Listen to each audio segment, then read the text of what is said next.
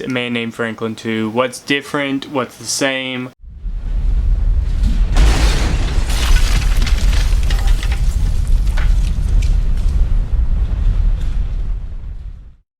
Hello everybody, my name is Sam K and welcome to Tuesdays with K.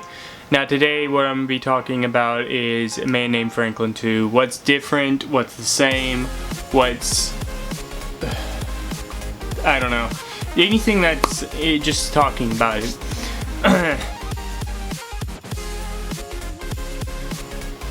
So the first big difference is that it's going to be R-rated. Self-R-rated by me, as opposed to the first one, which was self-PG-13 rated. So that's the biggest difference. And the reason why it's going to be R-rated is for strong language, intense violence, nudity, and some sexuality. That's the reason why it's good. That's like the basis under what is going to be rated R. The second big difference is that it is going to not have any trailers to it. I don't want to hype it, that's it. I don't want to hype the shit out of it and then have people come in expecting the first film, or the first Man Named Franklin, and get this really dark, disturbing, gritty story that I'm wanting to get with Man Named Franklin 2. The third big difference is that I'm not actually writing A Man Named Franklin 2. My friend Arcadiac, link to his channel right here. I'll put a little annotation. And his link to his channel is always down in the description below on any video that I have. He's writing the story for me. I gave him the story outline, so I'm gonna be a co-writer because I did give him a story outline of what I wanted to be based around, all that kind of stuff.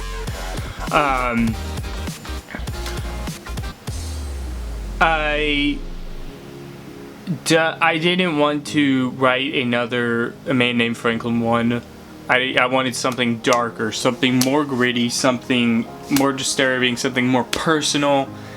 And I know that with my style of writing on any video game movie that I would ever try to make, I would not be able to put that in because it's not actual people. So I have a little bit more issue putting it into a script. I have a little bit more issue putting what I want on a screen with a video game movie, as opposed to something like Bad Game Sunday, which I do write the stuff to Bad Game Sunday. And because we're acting it, and because I'm directing it, and I'm producing it, and all that kind of stuff, I am able to kind of know what the end goal I want is. Because with video game movies, you have certain limitations. With acting stuff, you kind of don't have those same limitations. You have other limitations, but there's fewer of them, first of all. And secondly, it's easier to bypass those limitations as opposed to the video game movie, where there are several limitations that you're stuck to, and it can actually take longer to do a video game movie, because you have to get all the shots. First of all, you have to record everything that you need to get the shots. Then you have to go into the Rockstar editor, get all the shots that you want, do all the audio that you want it to be in there. Any filters that you need are done in there. Any slow motion you do in there. Then you have to render it out through their renderer. Then you have to do the voiceover and make the voiceover sync up to what's happening in that particular scene. And after doing the voiceover, you have to edit again. You have to do the editing, and add in anything that you want that you couldn't do with the Rockstar editor. Then you render it out again, go through it, watch it one more time. If you don't like anything, you put it back into the editor and then you render it again. That's it. There's like almost 10 steps for a video game movie, as opposed with Bad Game Sunday. I write it, I act it, I direct it. Basically, I make it, I edit it, I watch it. If it needs to be edited again, I edit it more, and then I render it, and then it's done. That's how easy it is. With that, now I'm not saying that filmmaking is easy. It is not. Filmmaking can be extremely difficult. However, it is a lot easier than a video game movie because of the limitations that I was talking about. Anyway, I kind of got off topic there. Okay, so the fourth difference is that I am actually not the only one that's going to be voicing in this project. Arcadiac has asked if he could do it as well.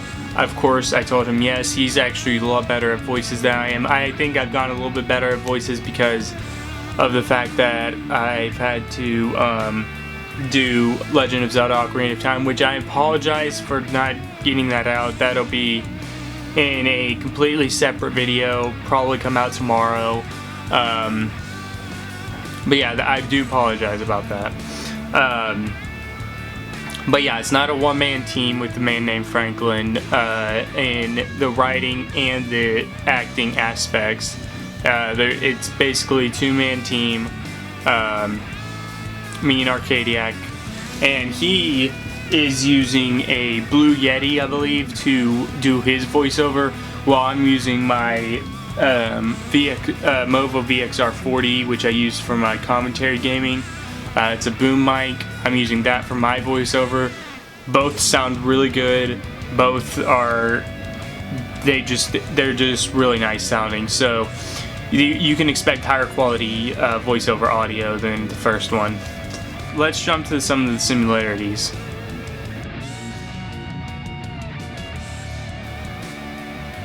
Okay, the first similarity is that, for one thing, obviously the main character is Franklin again. Biggest similarity, pretty obvious, it's called A Man Named Franklin. The second similarity is that I will be voice acting Franklin. Again, take that for what you will.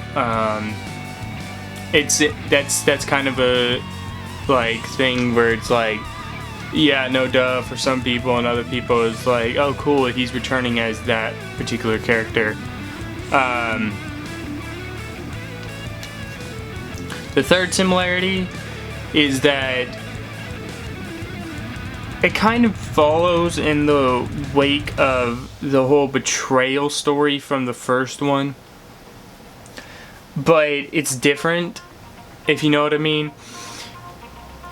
It does still have kind of that betrayal aspect, but not in the same way. He doesn't play out in the same way, that kind of stuff. But it does kind of keep up with that betrayal aspect. So there is that. Okay, so that's everything. If you guys have any more questions, feel free to send me an email or drop a comment below about A Man Named Franklin 2. It's, I'm actually... You guys probably, for newcomers, you guys probably don't know what Tuesdays with KA are. In the link in the description below, there is a whole list of the of Tuesdays with KA. It's basically how to answering questions. It was originally supposed to be a vlog series that never really came of light. But it's like a how-to. It's announcements. It's channel updates. It's what else is there? It's pretty much anything that I need to get out that I typically don't do. Like, I typically don't say where I've been or something like that. For some reason that's blinking now. which I did tell you guys where I've been. It's like answering questions, all that kind of stuff. Pretty much anything that a normal YouTuber would do on a like if they were answering questions or doing a how-to video, except that I put it in a particular series. That's all that it is, really. But yeah, that's basically everything. So thank you everybody so much for watching. As usual, if you like this video, make sure you give it a big thumbs up. If you want to see more, make sure to subscribe. Check out all the awesome content I create, and I'll see you all in the next video. Bye bye.